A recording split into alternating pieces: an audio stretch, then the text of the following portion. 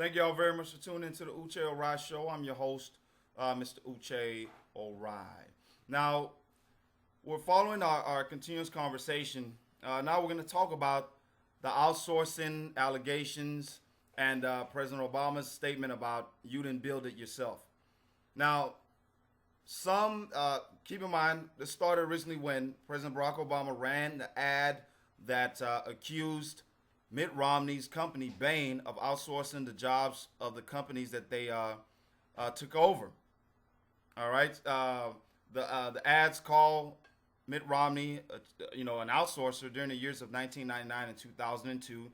During the same years that he said he was no longer running Bain, but SEC documents have him listed as the sole majority stake owner, the president, the CEO, in essence, the owner for the 2 years that he was running the Olympics, for the 2 years that he said he was not associated with the company. This is a legitimate conversation. Either you were or you were not, and there's facts. It's not speculation. There's signatures of his on those documents. Now, the interesting thing about this argument is that the Republicans have found themselves having placed in a corner where they are now defending outsourcing as a legitimate means of business while millions of Americans are unemployed. I mean, it's a brilliant strategy by the Obama campaign, and I don't think the Republicans see the long-term damage that they're doing to themselves here. Now, Republicans are trying to blame President Obama for outsourcing by saying that it's his tax policies that has caused companies to outsource jobs. But keep in mind, President Obama has in essence not changed any of the tax policies that were in place when he came into office. He's kept the Bush tax cuts in place, and it's just now coming to debate because he wants it to expire as they had agreed to do on the previous votes about the raising the debt ceiling and the whole tax return. But President Obama has been president for about 3.5 years. Outsourcing has been in place in this country for a very long time. Y'all remember when you call, let's say you own a Dell computer, or you're a Sprint customer, or you're an AT&T customer, or you're an Apple customer. When you call customer service, the people on the other line say their name is Tom, even though they have an accent that probably says their name should be Punjabi or something like that.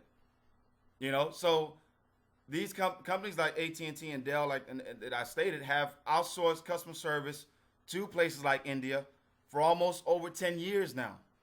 We have Apple, who make the famous iPod and iPhone in factories in China. And then you have other companies who, get stuff made in India, Mexico as well.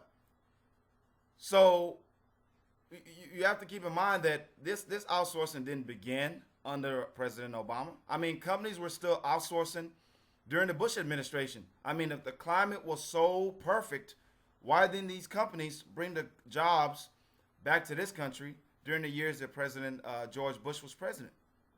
They chose to outsource because companies are more concerned about profits than they are about people. We had the whole issue with the U.S. Olympic uniforms being made overseas. Ralph Lauren was in the news. They had been contracted to make the U.S. uniforms, and it was revealed that the uniforms that the U.S. Olympic athletes were going to be wearing during the opening ceremonies in London were actually made in China. Now, I thought that this was kind of crazy. Ralph Lauren, a U.S. company, made U.S. uniforms in China. Now, keep in mind, if you have a polo shirt in your closet, and if you look at the tag of that shirt, it will say made in China. And it's just, it's weird. It's weird to me, but a lot of us out there probably would not want to pay $40 for a shirt because it was made in this country. But that's part of the argument. And this is why I say that the credentials that Mitt Romney is trying to use to get elected doesn't hold up, not in this economy. You cannot run a country like you run a business. If that's the case, the Senate will be outsourced, or should be outsourced. The House should be outsourced, because we pay those people way too much to sit there and argue and not pass a single bill.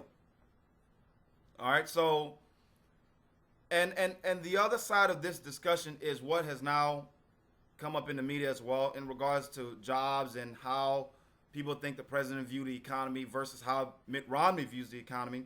The president, in a speech that he made on Tuesday, I think it was Tuesday, July 16th, thereabout, 2012, he said that successful people didn't get there on their own. And if you have a successful business, you didn't build it on your own. Now, the part of this speech that the Republicans are playing and Mitt Romney has played into, and this may be the issue that changes the conversation about the tax returns. I don't know. But the Republicans are definitely running with it. They made a commercial about it on Mitt Romney's website. They released the video on YouTube where they've used this in an ad. Now, they didn't play the whole speech. The president started off by saying, when you were young, your mom fed you peas. Your mom fed you vegetables to make sure that you grew up healthy. He talked about if you have a road that leads to if you have a business, the road that leads to your business, you didn't build that. Somebody else built that. If you have an internet company, eBay, Amazon, whatever, if your business uses the internet, you didn't build the internet. Somebody built it, and a lot of government research went to the building of the internet. As you know, the internet was originally a government portal that government agencies used to communicate with each other. So, and I'll go further and say that there is not a single successful 1-year-old anywhere in this country. All of us from infancy, if we're successful right now or if we're on our way to be successful, the credit goes to our parents first and foremost. The credit then goes to our teachers, goes to your professors, it goes to your mentors, all the people that helped you along the way. Nobody. If you're a millionaire, about to be a millionaire, you didn't get there by yourself. Okay? A child, once he grows to be an adult, if he wants more out of life, he will work harder to get more out of life. But it kind of, the way the Republicans have tried to frame this argument goes to show the disconnect between, I'll say, wealthy people and the reality of normal people.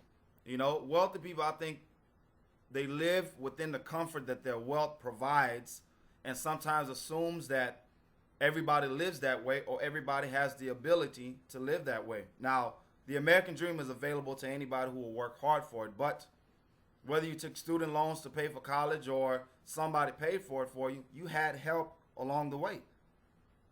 That's what the president was trying to say. Both President Obama and Mitt Romney are two of the people that I'm talking about. They wanted more out of life after getting help to get to the point where they say, okay, I want a little bit more. These people are both self-made. I don't think the president was saying that people in this country that have been successful or have been wealthy were not self-made at some point. The president has reached the position that Mitt Romney is trying to get to, and Barack Obama is president of this country, which I'm sure was a goal of his. Mitt Romney is a very wealthy businessman and politician, which I'm sure was a goal of his as well. Now, like I said, Republicans try to turn this around, but it kind of is an argument that can get turned around on them. When they talk about trickle-down economics, how condescending is the point of trickle-down economics, first and foremost, which was an economic model championed by Ronald Reagan. They didn't want the president to raise taxes on people making $250 million or more a year, $250,000 or more a year per household, because this will all of a sudden stop the job creators from creating jobs. It will stop them from hiring people. It's not true. Employers will continue to hire employees as long as they need them, as long as it will help them make more money. What they're taxed, at what level they're taxed, won't affect them because they pass along that cost to their customers anyway. So it's not a valid argument. All right. So the president was not saying that if you became successful, it wasn't of your own doing. He's just saying that you had some help along the way. And God probably made that possible for you to be successful today. All right. wealth should not trickle down to regular people. Help should not trickle down to other people. It should rain down to everybody. Thank y'all very much again for tuning in. I am Mr. Uche Orai. This is my show. Please sub to my channel here on YouTube. Like me on Facebook, facebook.com/Uche Orai Show. UCHEORIEH Show. Also follow me on Twitter @Uche the Great. Tune in for my next video.